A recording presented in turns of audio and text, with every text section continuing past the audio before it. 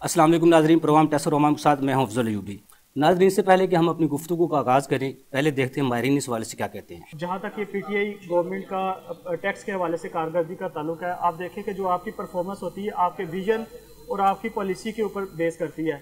अब आप देखें कि इस गवर्नमेंट ने भी यही किया है कि जो पुरानी गवर्नमेंट थी उन्हीं की तरह इन्होंने काम किया है। जहाँ तक इनकी टैक्स के हवाले से कारकर्दगी का ताल्लुक है कि इनके कुछ अच्छे इकदाम थे, कुछ इनके जो है ना वो जो ऐसे स्टेप थे जो अवाम के लिए ठीक नहीं थे। इनके अच्छे पहलू ये थे इनकी कारकर्दगी के कि इन्होंने जो रियल स्टेट था उसके ऊपर जो है ना इन्होंने उसको डिस्करेज किया है। इसके अलावा जो है इनके जो दूसरे जो अच्छे इकदाम थे, जो हम बाहर से मशीनरी वगैरह इंपोर्ट करते थे, उनके ऊपर इन्होंने इंपोर्ट ड्यूटी को कम कर दिया है। इसके अलावा जो मेडिसिन के ऊपर इंग्रेडिएंट यूज़ होते थे जो बाहर से इंपोर्ट हो, वहाँ से भी इन्होंने जो है ना उनकी इंपोर्ट ड्यूटी को कम कर दिया है।